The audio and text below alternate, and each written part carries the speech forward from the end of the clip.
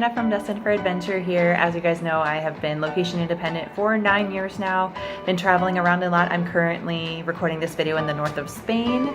So I am in the city of Coruña and I will be on a 3.5-month trip around Europe, Egypt, and also the Philippines if all goes well. But I wanted to take a chance to share with you guys my top 5 things that I look for when I'm booking accommodations as a digital nomad. So I'm working and I'm traveling all the time. Very rarely I'm taking time off for vacation. And so these are the things that I've learned, some of them the hard way, that are important to look for when I'm reserving a place. So I usually book a place on booking.com, but I sometimes book on Airbnb, and I've also booked on Hostel World. I've booked on other platforms as well.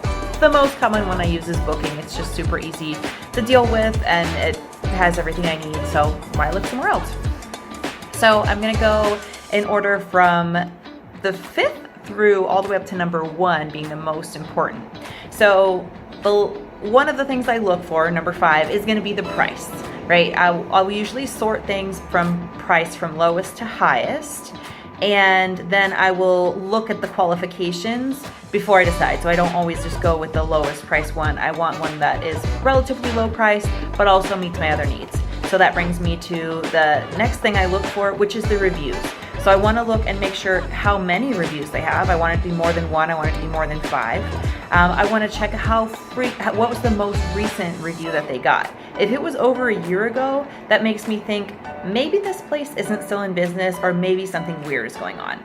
It could be that they haven't got any reviews in that time, but I'd lean towards a place that has had a more recent review. And also just in general, I kind of read through the reviews just to get a feel for what people are saying about the place. For me personally, I've learned that if it's rated less than 8.0 on Booking, it's probably not going to be that comfortable. But sometimes, depending where you are, the city might be really expensive, all the options might be really expensive. You might be booking at the last minute and there might be only expensive things left. So you either got to compromise and say like, well, I'm willing to pay a little bit less, but I know that I'm going to maybe not be as comfortable as I'd like to be. Or I'm going to need to pay a little bit more if I want to get all the things that I'm looking for. So it's kind of a trade-off and up to you and your personal preference. The third thing I look for is, after I sort from price, starting with the lowest first, I always check that it's a private room. So Booking will let you choose that option because most of the time the lowest price stuff will be dorm beds in a hostel, which is totally fine. It's just that for my particular line of work, I need to have quiet for my meetings and for my Spanish classes, and I have found that hostels during working days is just not a great fit for me unless it's a private room in a hostel. In that case, it's totally fine. Or if it's the weekend, that's also totally fine because I'm not working, so I'm not bothered. I'm not on my computer and have to put it away and move things around, and you know what I mean? Like, it's totally fine. A couple other things that I personally look for as well. I want to make sure there's free Wi-Fi on the whole property. And typically I like to book a place that has a fridge, unless I'm either in a place where I know I can get street food really cheap and easily. Yeah, because otherwise, if you don't book a place with a fridge, you're probably going to end up paying more going out to eat than you might if you had a place where you could get like some stuff to have for breakfast, or at least offset some of the costs. At least for me and my budget and my travel style, that's what I look for. Now that fridge could be a community fridge. It doesn't have to be in my bedroom, but some sort of fridge, if I'm staying more than a day or two, is gonna be important for me, just so that I'm not having to go out to eat, taking the time and the money to go out to eat. Also, right now, because I'm in Europe, I'm working in the evenings. So from about 3, 4 o'clock on until midnight, 1 a.m., 2 a.m., sometimes I don't have a break from meetings.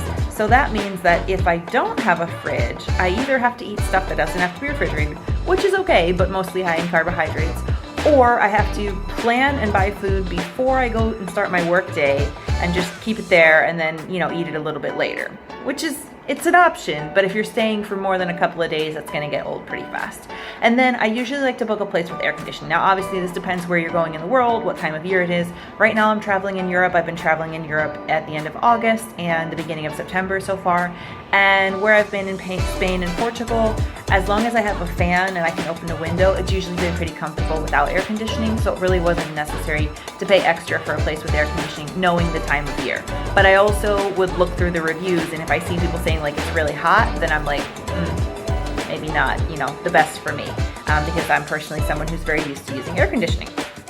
But like I said, depending on time of year, if I'm gonna be in England in November, I don't care if there's air conditioning because I'm not gonna turn it on in November. So, something to consider. Okay, number 4, something that I didn't used to take into consideration, but I do now, is the distance from the town center and or the distance from wherever my public transit hub is. So if I'm gonna be taking the bus or the train to get there, especially if I'm only stopping over for one night just to kind of break up my transit so that I can fit it around my work schedule, then I will usually search, instead of the city name, I'll search for that like bus station or that train station, and I'll try to find a place that I can walk to from there so that I don't have to deal with taxi or taking another local bus after a long day of travel, etc., etc. The other benefit to being close to the town center is you'll probably be able to find a grocery store.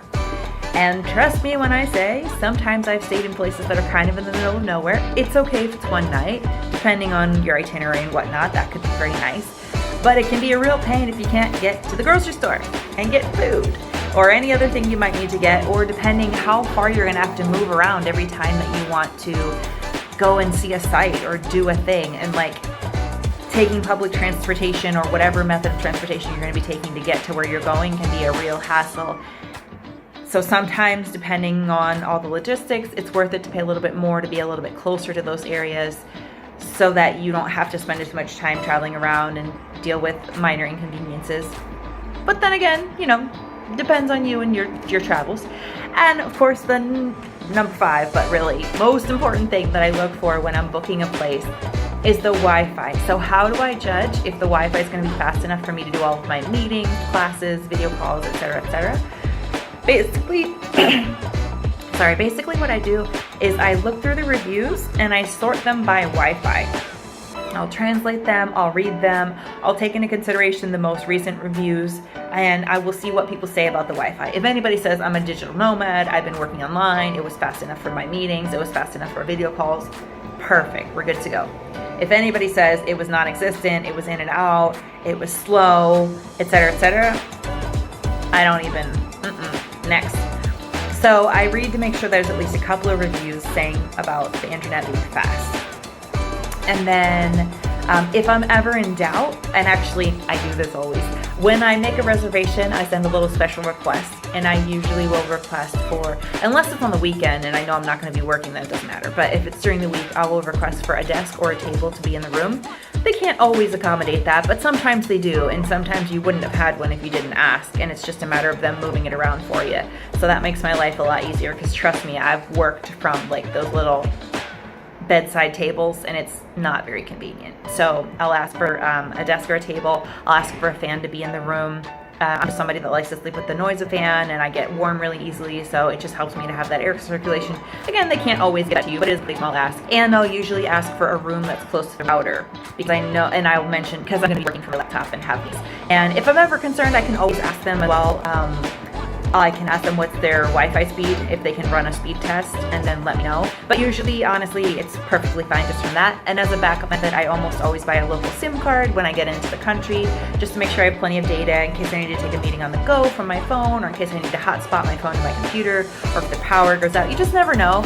And when you rely on your work like I do, I mean, we all do, right? But we need to make sure that's not interrupted by our travels and things outside of our control. So that's a big peace of mind for me, just having the backup internet. But yeah, that most important thing was just checking the Wi-Fi. And how do I do that? By reading the comments thoroughly. It's worth spending a little bit of time to make sure you know what you're getting, especially if you're gonna be there for more than 1 or 2 days, because for example, sometimes a coffee stop is not a great option. Like if you're in a small town and there isn't one, or if you're in Europe and you're working in the night shift over here in Europe, the coffee shops are going to be closed. So just some good things to look for. Hope those tips were helpful for you guys. If I missed anything that you think readers or can't speak today, people who are watching this video should know when they're looking for accommodations as a digital nomad when traveling abroad, definitely drop it in the comments below. Thanks for watching, guys. See you in the next one. Bye.